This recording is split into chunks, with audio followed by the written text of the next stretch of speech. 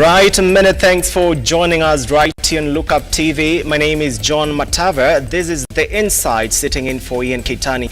We have a lot for you tonight, including a discussion all about the affordable housing bill. And of course, that and much more will be coming to you just after the highlights.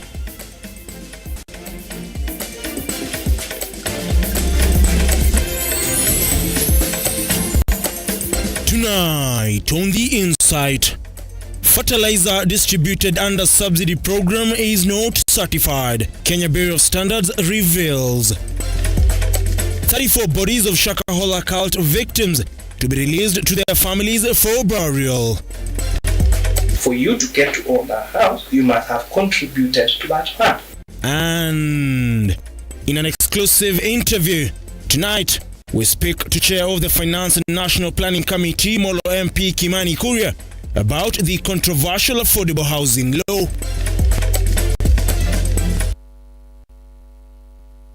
Welcome on our bulletin tonight. My name once again is John Matava. Our sign language interpreter is Josephine Oko. Let's get started.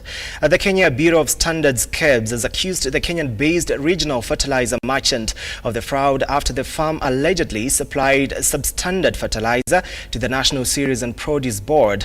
KEBS Managing Director Esther Ngari today revealed that the GTC fertilizer brand being distributed under the government subsidy program has not been certified by the agency, as Mevin Getembe now reports.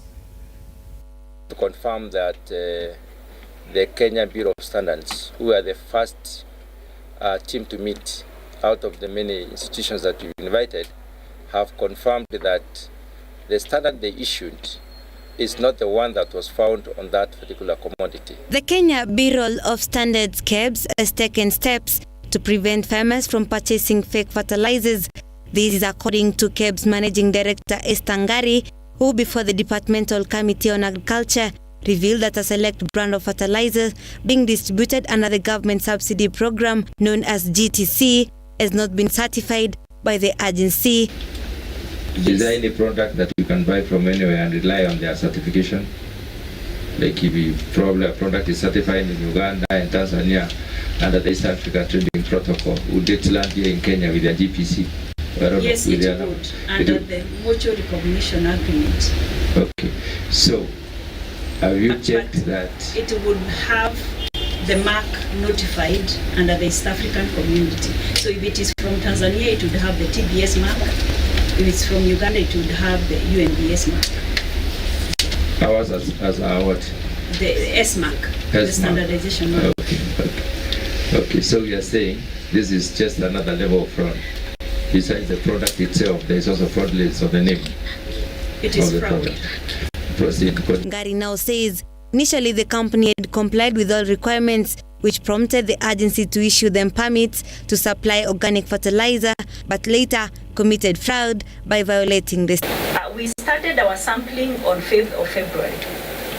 The sampling, so we took 59 samples from all over the country.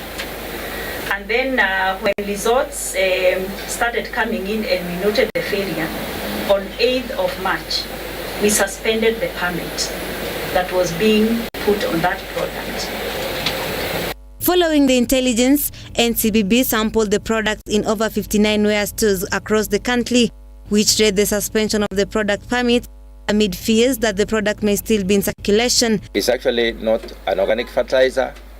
It is not a fertilizer as it were, because they have analyzed the components that make up this particular product, and they found it's a diatomite, and diatomite is not necessarily a fertilizer. Mevin Getembe, Lookuptv. President William RUTO has confirmed that there will be a delay in the disbursement of subsidized fertilizer to farmers. I beg your pardon, let me take that again. President William RUTO has confirmed there will be a delay in the disbursement of fertilizers, and returned with that story. This week has seen farmers across the country ask hard questions, with fears growing over the fate of the planting season, occasioned by the unavailability of the subsidized fertilizer in NCPB depots in the country. As a direct response to these fears, President Ruto has now confirmed the worst possible news, that subsidized fertilizer will experience unprecedented delay until 10th of April this year. The fertilizer subsidy program is on course. We've had challenges because of intermittent supply. Fertilizer we were expecting early this month will be arriving.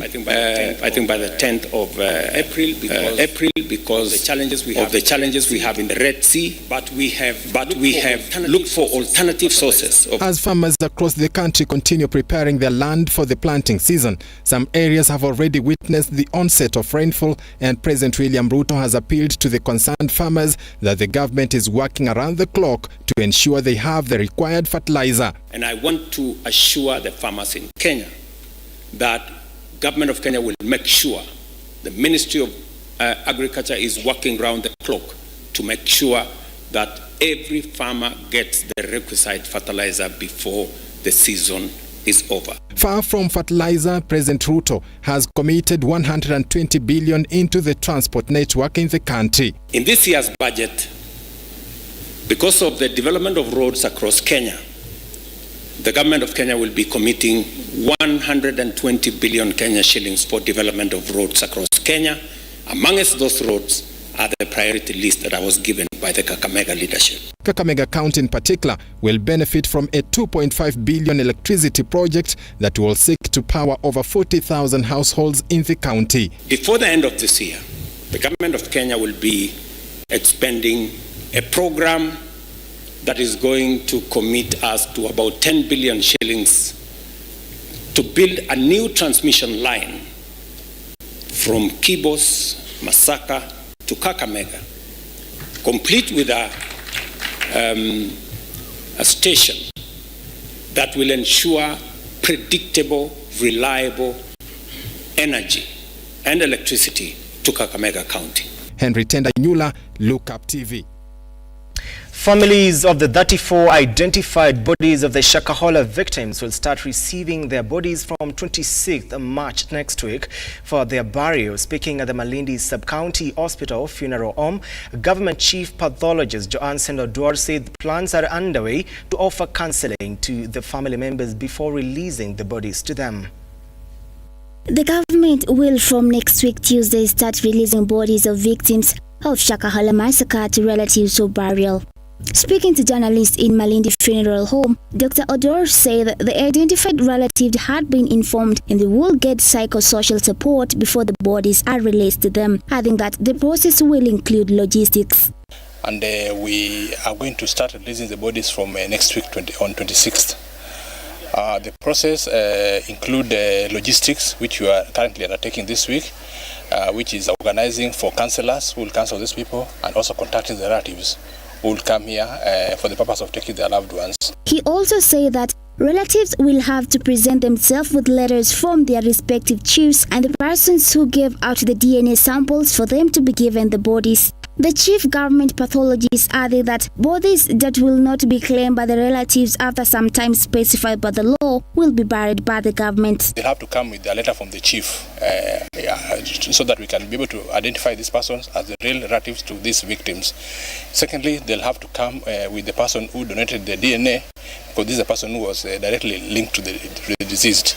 So upon coming, we'll counsel, we'll have them identify the body, then we'll release the body to them.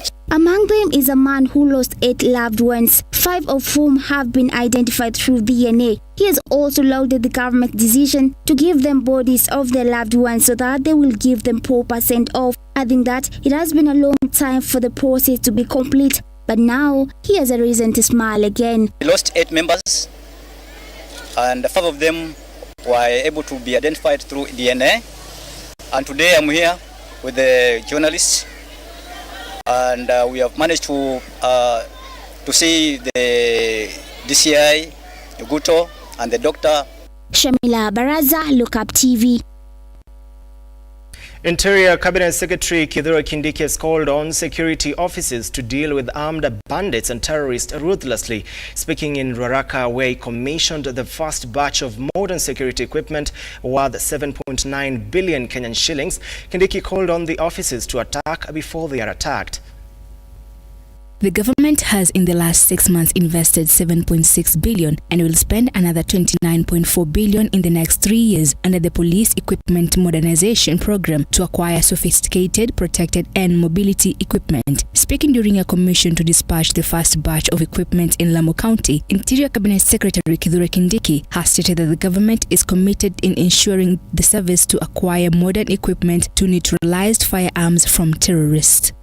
I am also authorized to announce that in another 1 month, we will also be receiving the second batch and we will commission the same equipment in this manner that we have done today. Going forward, security officers in the front line are directed to act mercilessly and thwart the work of bandits. Inspector General Japheth Koome has assured the CS on the commitment of the police task force in capturing bandits and improving the nation's security.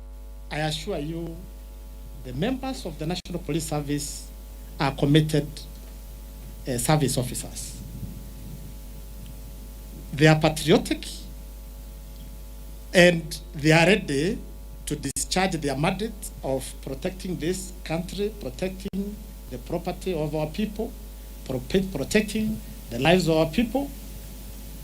That is a mandate, I can tell you without fear of contradiction, that they discharge without fear or favor. Anytime you visit us in any of our facilities is a morale booster.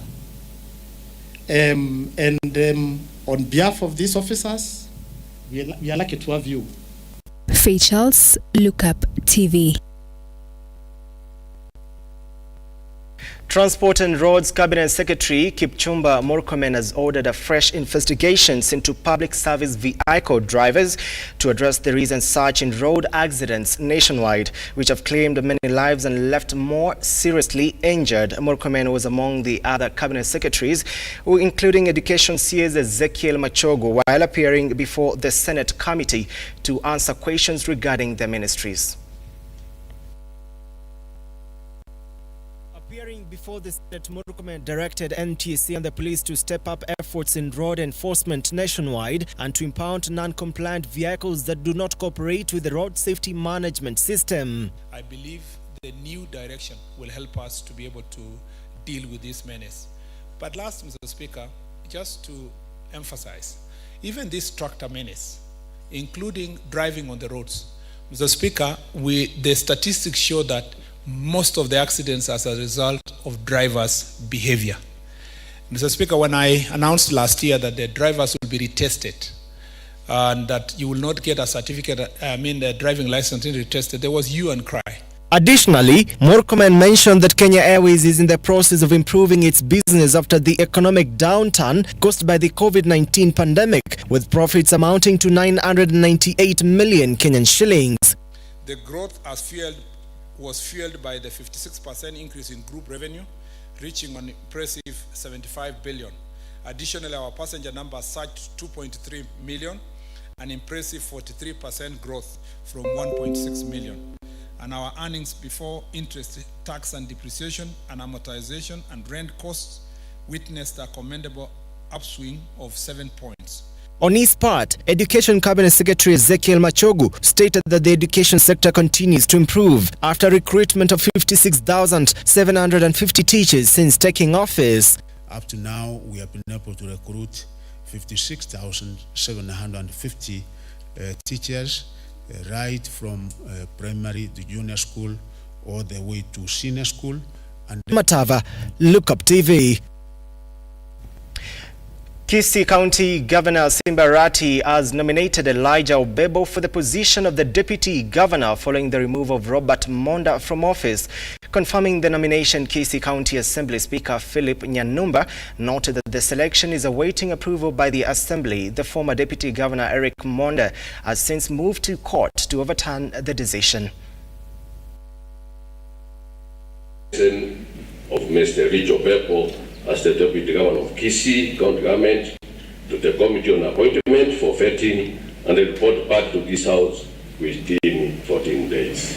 I just hope that the right procedure was followed, and I pray if this is what is going to help our county government to deliver, then so be it, because we have engaged in a pull and back and forth, but we don't want to delay development anymore, because they are saying that the fights in the county between the executive and the assembly is what's delaying our development.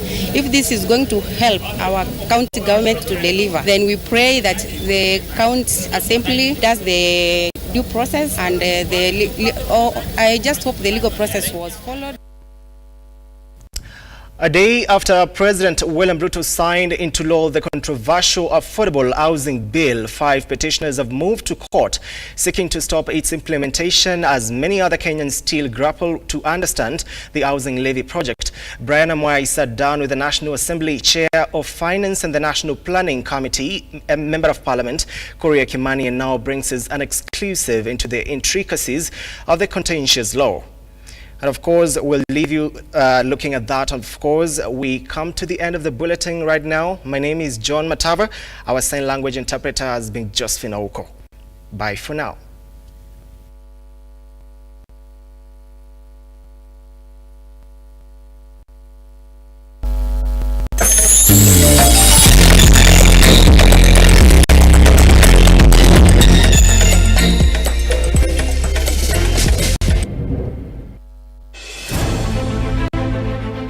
On Tuesday, President William RUTO assented to the Affordable Housing Bill 2023, making it law.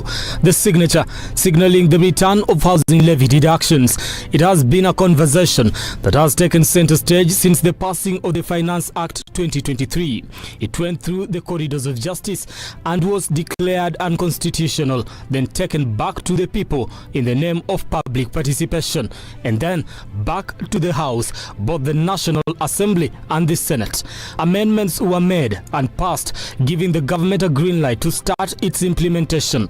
Tonight, in this special edition of The Bottom Line, we speak to Molo MP Korea Kimani, who is also the chair of the Finance and National Planning Committee in the National Assembly. What do these provisions mean to we the people? This is The Bottom Line KE. Thank you so much for your time. Let's begin with this. The Affordable Housing is now an act. The Affordable Housing Bill is now an act after President William RUTO said to it yesterday. What does this mean for the Kenya Kwanza regime first? What does it? What does it mean for the Kenya Kwanza regime?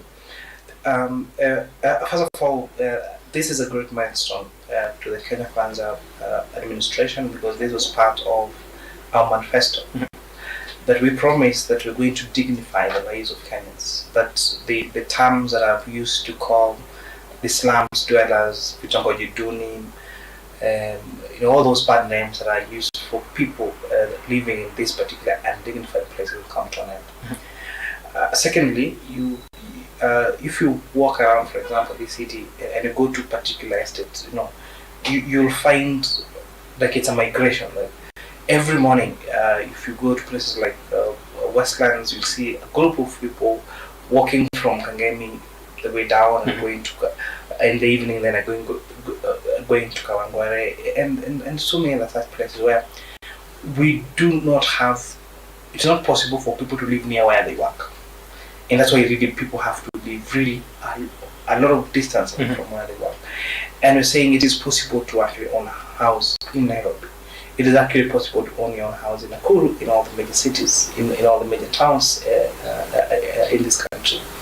And also, a very, very key thing that you see in the Act, and this is one of the amendments that we really push to the floor of the House, is the issue of institutional housing. Around every institution of higher learning, whether it is a university, whether it is a TVET, whether it's KMTC, there's a slum.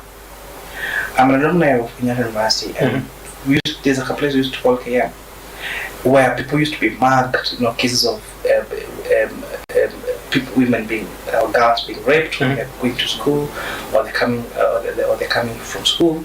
You have to struggle to pay your school fees, struggle to pay for your meals, and then struggle to get a place to live. You can imagine, if paying rent for people that are salaried like yourself is a problem in Nairobi. Think about that student who studied at the Technical University of Nairobi or the University of Nairobi. So we're saying now we've created a framework for provision of that institutional housing. Talk about our teachers.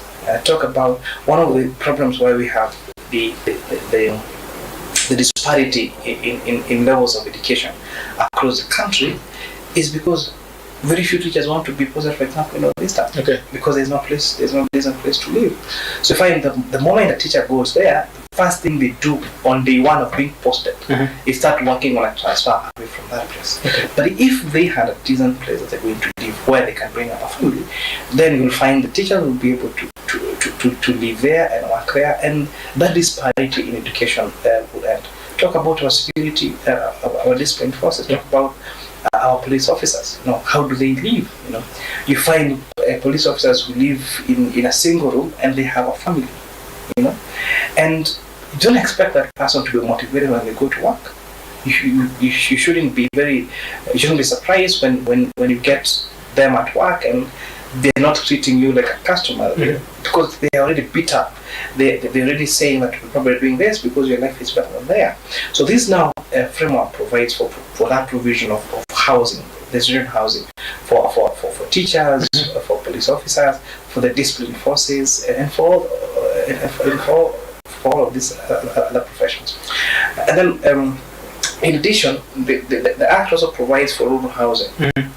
You find there are people who have a small piece of land in the village and they're saying, I don't want to stay in the city, so can I get to have a mortgage and build a house in my village? And NYACUDA provided for that.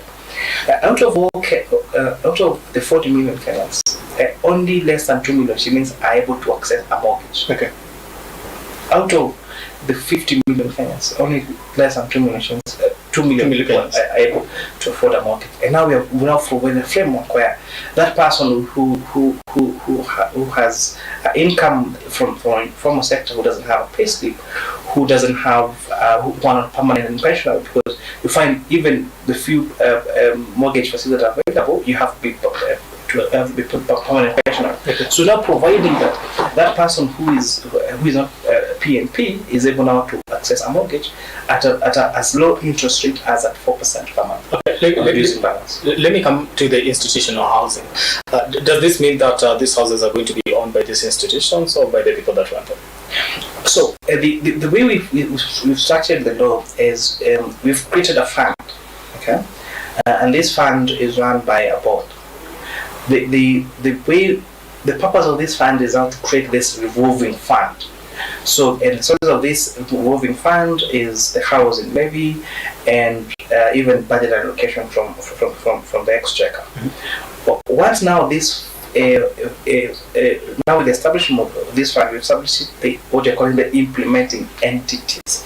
And which are the implementing entities?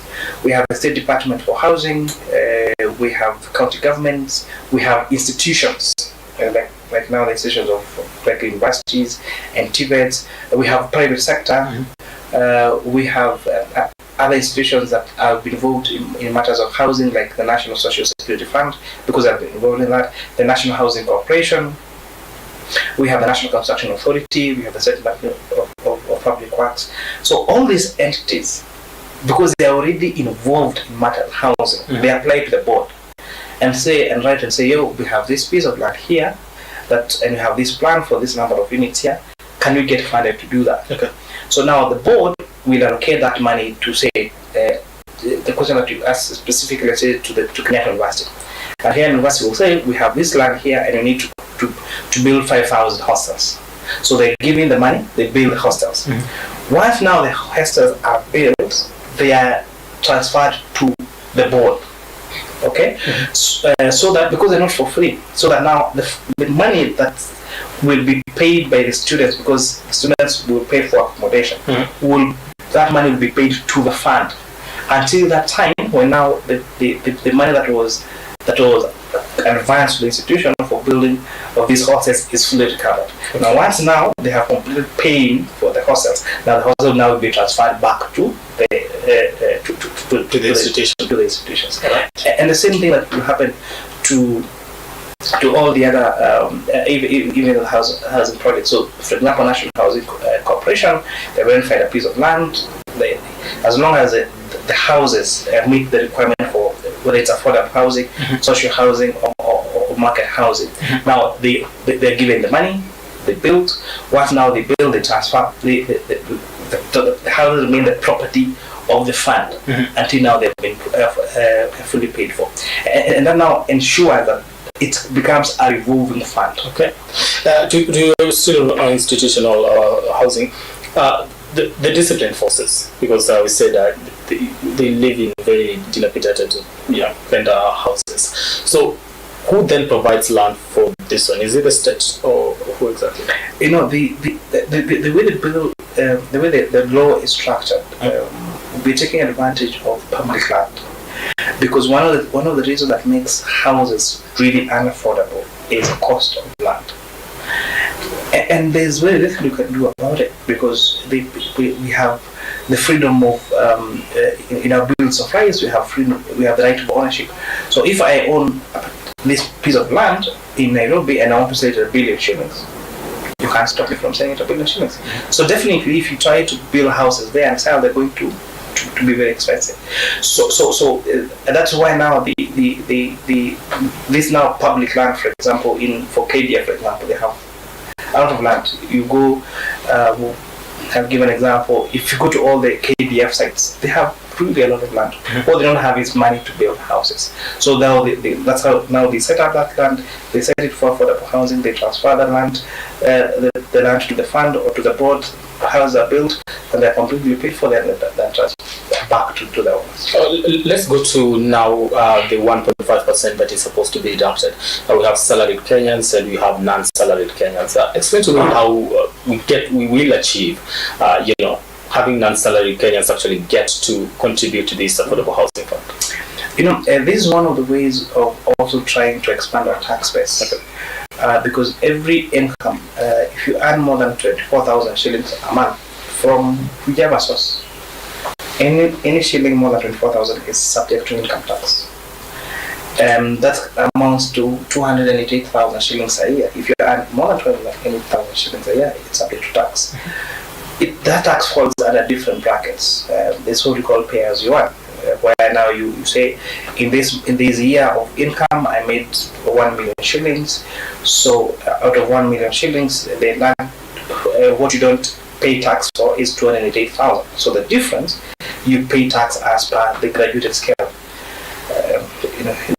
as per the various tax. That's one. Secondly, you could pay tax as turnover tax. So if you have business income and you whatever you sell, you can pay now business income at 3% of your business income for that particular year. That is paid through installment tax. Or if you operate a company, then you will pay corporation tax, and that will be 30% of your taxable of your income less taxable deductions. So what do you think that in addition to now this, we are adding another one, saying that out of your income you have to pay 1.5% of your income to carry. The question is the administration of it. Are people really going to pay? The same way we have a lot of people that declare nil returns at the end of the year. It's still a problem. But we have a catch for you.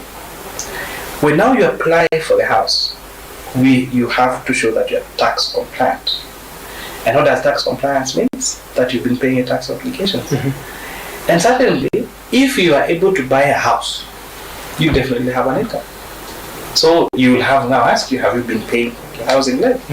If you're not paying your housing levy, you have now to go to KRA and enter your payment plan and pay for the housing levy for you to get to the house. So this means that non-salaried Kenyans, if somebody is interested in a house, then the tax compliance is what is going to actually do. You have to be tax compliant to get to own a house under the affordable housing scheme. Okay. And that tax compliance entails contributing to housing levy. And that also answers to the questions Kenyans are asking. So if you're deducting my money to build a house, and then you are giving an option for that house to be owned by someone who is not contributing to the fund, is it fair? And that's how we're addressing it and saying, actually, now, for you to get to own that house, you must have contributed to that fund. And that's why now we are catching you through asking for a tax compliance certificate. So if you've been filing nil returns and you're not been paying housing levy, and now you have money to buy the house, we tell you no, you have to first pay your housing levy. What if somebody is interested in owning a house? They don't have a job, they are filing nil returns at the end of the day because they say, I don't have a salary. Some of the things that I get, maybe I go to a gig, paid once in a while, that's the money that I have. So what happens to this kind of person? Disagree for a fact. The houses are not for free. Yeah. You are buying. So if you have money to buy the house, you have an income. And you must pay taxes like everyone else. You know, and this notion that, you know, I go for a gigs once in a while and I get little money. I tell you, we have people like nurses who work around the clock. And they serve humanity. The work of being a nurse is difficult, it's painful, it is stressing. They work in a very stressing environment. They pay tax? Oh yes, they do. Talk about teachers, talk about ECD teachers, people that sit through those classes to train those young children even how to use the toilet, for example. And they still get to pay their fair share of tax. Talk about doctors who go to theaters and do operations for 14 hours non-stop. They are definitely saving lives. Do they pay tax? Yes, they do. So the same way, if you go for a gig, for a DJ gig or whatever it is, you gotta pay to Caesar what belongs to Caesar. Right, because you see, during when the debate was actually happening, we did see some people take to the streets and say, we want houses because I'm tired of living in Kibra and all that. And there's that concern, just like you put it, people who are salaried are like, why am I contributing to a fund and yet to cater for a house that that somebody who is not contributing is going to live in it? When we were doing public participations, did we incorporate the views of these people who, you know, don't have a job at the moment but would like to own a house? Do they agree with the fact that I need to be contributing 1.5% at the end of the month? Yeah, that matter already came out of public participation as a later reported, because people said, why do I need to contribute to a fund for houses and we have people benefiting and they not contribute? And that's why we say that the 1.5% contribution is mandatory for both salaried and non-salaried people from their income. So now you'll be seeing when you're doing your tax returns the end of this year, KRA is going to adjust their system that you, over and above declaring this was my rental income, this was my business income, this was my salary income, and how much I paid as tax on those areas, there will be another line for now housing levy. This is my income, did you pay 1.5% of that income as your housing levy? And if you did not pay for that, you definitely will not qualify to own a house, because owning a house will need you to be tax compliant, and tax compliance means contributing to the housing levy. Okay. Because it's not fair. It's really not fair to have. And I don't know. The saddest thing we have, and one of the reasons why we have not been able to achieve that our own source, our own revenue targets, is because the people that actually get to pay tax are the salaried people. The people that make business income, most of them are able to keep the system and able to pay the tax, and that's why we've created a lot of reforms in our tax system, including the requirement now to generate receipts through e-TIMS, so that everyone is able to pay their rightful share of tax. And I'll give an example. If you have, say, a receptionist who is earning, say, 30,000 shillings a month, they get to pay the pay and they get to pay housing loan. If you have someone else who does a business and they get a profit of 30,000 shillings every month, and then they don't get to pay any tax, it actually means that when that house is going to come up for sale, then you are disadvantaging the person who is salaried, because the person who is salaried has less take home, has less, their net income is less than that someone who has a gross income of 30,000 shillings. So it means that the person who is not paying tax has more money left in their pocket that will enable them even to buy that house, and like that someone who is salaried. That's why we want to close that gap and say, this house, for you to own this house, you must contribute to this. Where we must contribute to the fund, whether through salaried income or through business income or whichever other source of income that you generate. Because again, that's not for free. And if you have 1 million shillings to buy that house, they must have an income, and that income you must pay tax on. Okay, other than that, let's talk about arrears. If somebody say, let me go back to the gig economy. That somebody says, okay, on this particular, I got something from what I did. I was able to contribute to the housing fund, but on this particular month, I wasn't able to do that. Then after 2 months again, they get something, then they file. Now, 1 month they did not contribute. What happens to that? Do they now owe the state or what? With the tax compliance does not mean that you don't owe any debt to carry. What it means that you know that you owe carry a particular amount of money. You have a conversation with the officers there, and you agree to a payment plan. We have a lot of businesses that have arrears, some amounting to millions, some amounting to billions of shillings. The only thing they do is enter into a payment plan and say, for this number of years or this particular time, I owe this much, and we have entered into a payment plan with carry to complete this payment. And that is a common practice with the Kenya Revenue Authority. You go and say, this is my tax obligation, this is my debt. For whatever reason, I'm not able to pay, but I'm able to pay installments of 500 shillings a month. And they'll allow you. And with that, you'll even get a tax compliance certificate because you've entered into a payment plan. And as long as you keep that payment plan, and even if for any reason one of the months again something happens, you're not able to pay, you just need to explain to a relationship officer at the authority and say, no, this month my business is not doing so well, so I will not be able to make the month of the payment, but I'm going to raise this next month. They're human beings and they totally understand. Okay. The issues of arrears, because I was watching in Parliament when we actually having this debate, and you had the view that we use the Tax Procedures Act when it comes to arrears, so that penalties. Do you still hold the same, despite the the Senate actually providing something different and say, okay, that's 3% of whatever has been. So in the spirit of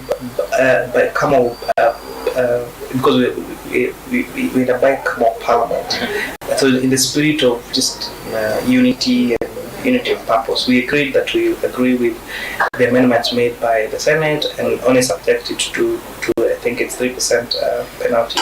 But I strongly feel that the housing levy should be tied to the Tax Procedures Act, so that we also make it easier for people that pay.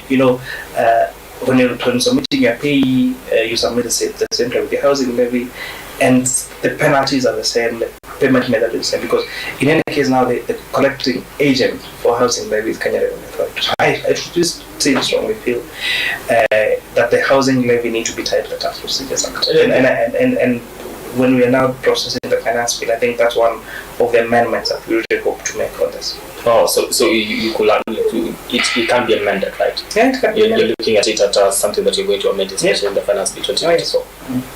All right. So let me go back to an issue that just read in the papers and also was in the news yesterday, that there's opposition when it comes to this particular act that was asserted yesterday, and people are going to court. And we've been in court, in and out of court, for the past 9 months. Ever since the Finance Act was actually passed, Finance Act 2023, that is. We've been in and out of court, especially on the issue to do with the housing levy. Yet we are going back to court again. Is this not a setback for what the government says to achieve? No, it really not is. We operate in a democratic country.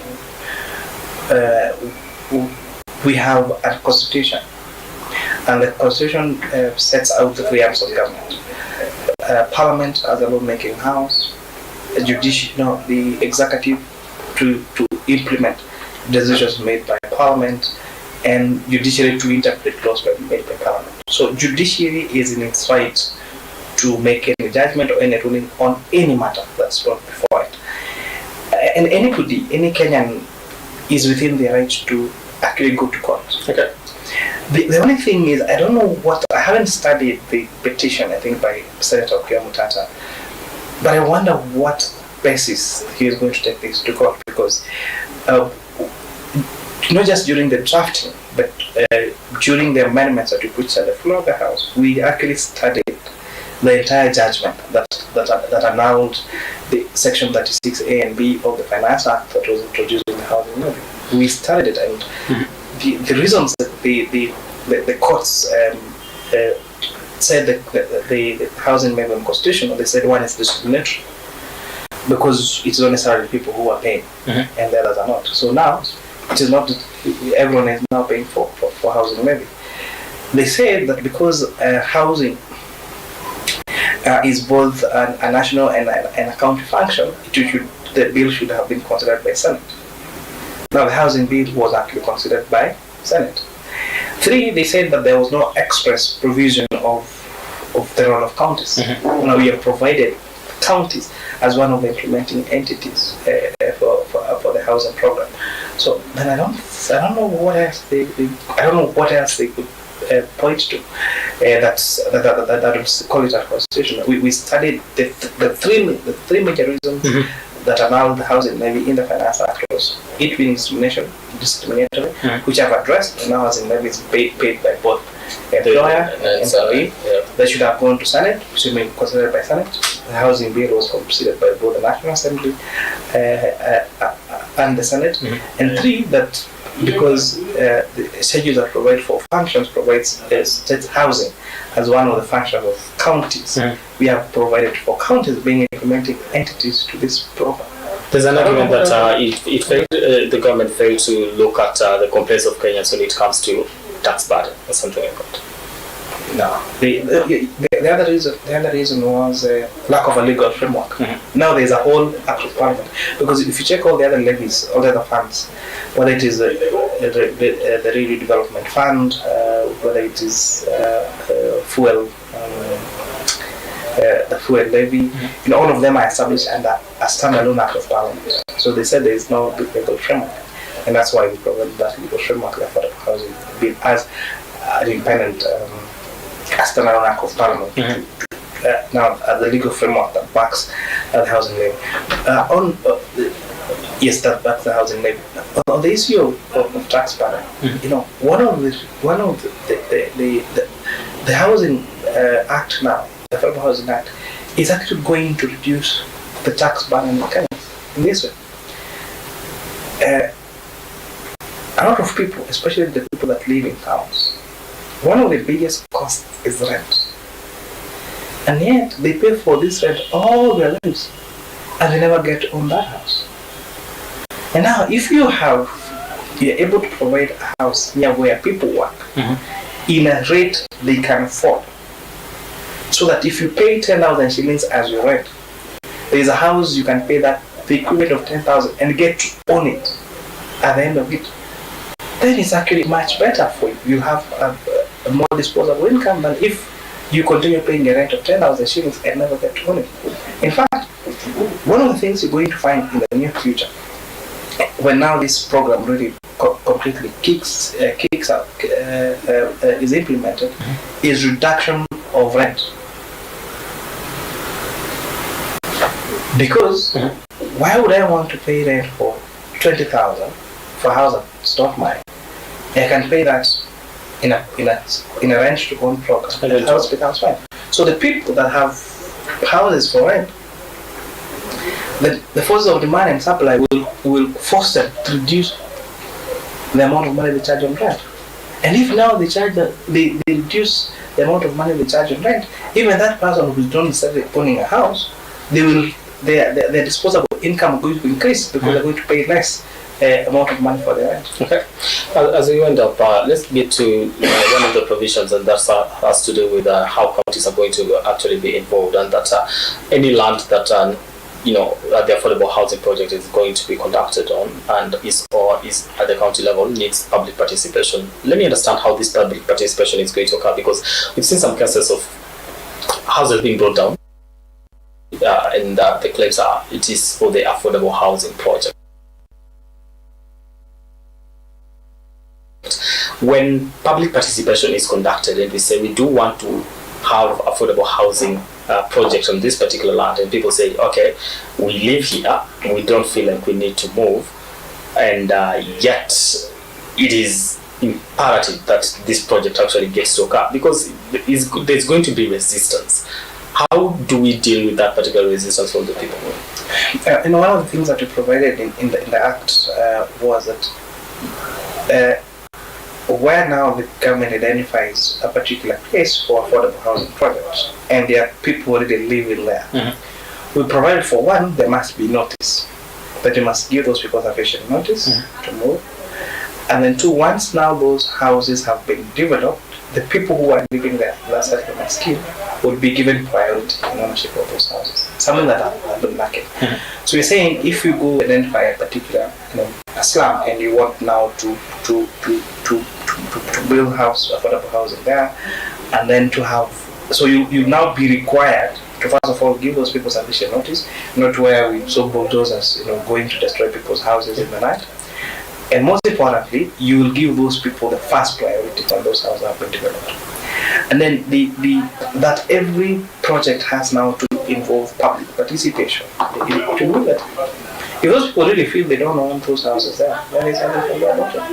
Because even if the government will go its way into building those houses there, then they will be nullified by the courts, because it's now a requirement that you have to conduct public participation before carrying out that project. And most importantly also, Kenyans were worried about how do you convert this land from public to private. And what we've done in now the law, we have established that the conversion of land from public to private has to be done according to the Lands Act. Now that the Lands Act provides expressly how do you convert land from public to private, or from private to public. Okay. As we wind up, this is the thing. We get people who oppose the project. We've done public participation, and people say we are not interested. But yet the government has a target. We are saying, this is the number of houses housing units that we need to have constructed. In the period of 10 years, this is the number of housings that we need to have constructed. If we are being denied the opportunity to do that, then we are missing our targets. What happens then? Again, we live in a very democratic society, and any program that the government comes up with, and you could go to Thika Road project. Thika Superhighway was such a noble project, but remember, it was not an easy way to go. Even when we agreed that it was going to sort out the traffic jam. I don't know whether you were around Nairobi that time when the great Nakumat near Garden City now was demolished, and people didn't like it. When the people told you have to get out, there was this big Krogon garage at that resemble out about. When those Taj Mahal here in Embakasi too. Or now when you had Taj Mahal that now needed now to be brought down to pay way for the road, it's painful, but it's gonna be done.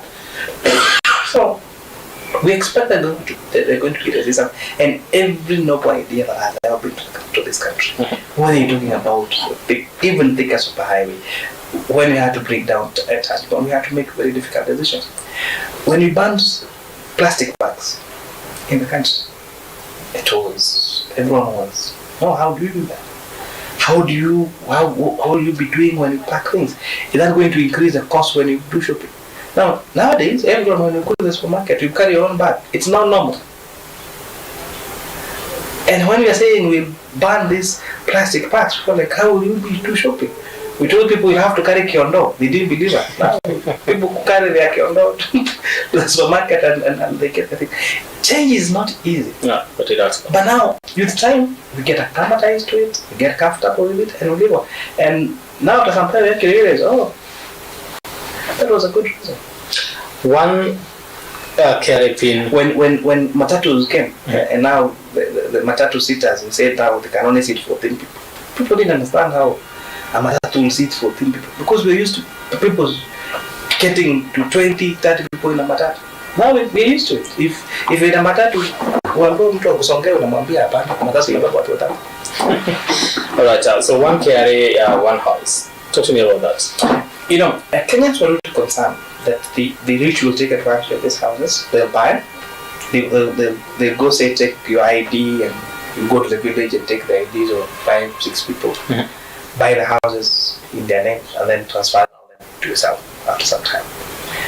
And then of course because the houses most of them are built on public land and using taxpayers' money. Of course, now the houses are cheaper, and so the concern was that someone would buy and then resell them at a higher price. So that's why now we introduce this one KRAP, one house. Okay. So that the fact that I can afford to buy 5 apartments, I don't buy them at your expense. Because I only have one KRAP, then I have now to buy only one. And most importantly, so the idea that somebody could be buying 2 or 3 houses just because they want to rent 1 or 2, we are going to see that they are out of commercial. Houses available. Buy the commercial ones. Don't buy these ones for affordable housing. If you want to buy 3 and 4 to do a business, they are out of. If you check, they are apartments being sold all over. Buy those ones. These ones are for people to own a home. But if not for government intervention, they will not be able to afford that house. Okay. So deductions, are they starting this at the end of this month? With Kenya now it's an act. So basically, this month, that's where housing levy start again. So as an Apple, where we have non-salaried Kenyans, how do they get to pay for this month? Today is 21st or 22nd. Today is 20. Pay slips are not, what do you call them? For the salaried people, payroll are prepared between 20th and 25th. So there is time. I'm like the non-salaried Kenyans, because somebody will move to court and say, okay, this is one of the issues that was actually, looked at and said it was discriminatory. So if they don't get to be deducted this particular month when it's actually effective, what then happens then? The fact that you're not paying now does not mean you're not getting to pay. It is a civil debt. You owe that money to the state, and you'll get to pay it at one time or another. Because one is require a tax compliance certificate. Okay. And when you go for it, you'll be told, now you owe this one, and you have to pay. Alright. So here's my final question is on clusters. We have different clusters. Explain to me how that operates and why Kenyans should put themselves in different clusters to just understand where exactly do I fall when it comes to owning a house in this country. We divide the clusters into people that are between less than 20,000 shillings, I think, and those are the people that now will be paying a monthly. The houses now will be paid a monthly of like 3,000 shillings, and that is mainly the market rate of most of those houses, even some areas. Then you have the ones between 20,000 and I'm not sure. I'll have to check the act. I think 59,000 shillings, and both are earning below that. So just look at what is my income. The same way now, the way where we live. We live according to our incomes. So if you earn kidogo money, unatafuta kija 3k. Kama mshahara kiongezeka unatafuta 6k. Kama wewe uko na pesa yani bazuka unatafuta 30-40k. So the same one. Yeah. But wewe utakuwa unaangalia ni nyumba gani, where do I qualify? Na sasa wewe unaenda kwa platform ambazo zitawekwa. Kwa sasa ile ambayo inatumika ni boma yangu, unaangalia kulingana na mapato yangu ni nyumba gani ambayo naweza kuafford. Unaanza kuwekelea nafuu. You get to own your house. Right, thank you so much. Watu wa Molo wanasema akikuza affordable housing wamefurahi ama wanasema? We have an ongoing project at St. Clair's. We are doing 210 units. We have 180 people that work there every day. Those people, if it were not for that project, they would be jobless. And they're really happy. We're looking forward to launching another 3,000 units at Mchinda. So if 210 units is applying 180 people, 3,000 units, you're going to have at least 1,000 people reporting there every day. Okay. We have this morning alone, we have had a fire at a center called Mucharu. On Monday, we had another fire in Kasarani. So this one has affected around 32 families. The one for Monday affected 9 families where everything was burnt down. And they're saying, we cannot continue living like this. You cannot continue to live when you go to work, you're not sure whether when you go back home you find your house or not. And even if you try to use the fire engines, it's difficult to even get there. Because the people have built the roads are really narrow. And that's why we are saying, we agree that people cannot continue to live like that. You cannot continue to have a father and a mother and kids live in the same home, separated by a curtain. It's inhuman. We can't continue to have our wives sharing a bathroom outside. It is not proper. We cannot continue to have people using flying toilets. We cannot continue to have people like basic need of water. We cannot continue to do that. We cannot continue to have people walking from one side of town to the other side of town because they can't afford to live near where they work. We cannot continue to have students living in slums when they're learning. You know, when we're doing public participation in KC, we had one student narrate to us how she went to her house to have lunch. She had a paper in the afternoon, and then when she went to her house and she needed to pick notes now for she needed to pick her exam card in the house because she had an exam in the afternoon, she found the landlord had locked her house. You don't sit for that one exam. It means you have to register. There's some units. If, for example, you're studying economics, for example, if you're doing introduction to macroeconomics and this following semester you're doing intermediate macroeconomics, you cannot study intermediate macroeconomics without doing introduction to macroeconomics. So it means you've not just graduated her, you've not just wasted that semester, you are wasting her the following semester. And the longer she continues to stay in the university without graduating, the more expensive it is. Because it means the rental income, hiyo rent amelipa hiyo semester imepotelea. Hiyo pesa yote ametumia accommodation imepotelea. Na ukumbuke kule wao wazazi wanastango kumweka shule. So ikifika mahali usema una graduate, usema uje graduate, you need your parent to pay for additional 1 year. Anasema hapana, wewe ulienda shule kucheza. Na sio kucheza. You just missed an exam because you had locked you had left your exam card in the room, you went for it, the landlord had closed, and it's not a mistake. Alright. So we're really saying that we need to dignify the lives of our students. We need to dignify the lives of Kenyans. We cannot continue to have people, father, mother, and children sleeping in the same room. It is not fair, it is inhuman, and we need to change that. We cannot continue to have our comrades live in slums. But when you send your daughter to college, you're not sure whether she's going to be raped on her way from school. You're not sure whether she's going to, whatever is going to happen. So we really have to change the way we do things. We have to change how we live as a country, and we have to change the way we support our families, the way we support our students. And this is a game changer. Alright, thank you so much for your time. I really do appreciate it. Asante. Right, honorable. Na hiyo look imeweza. Nashukuru sana.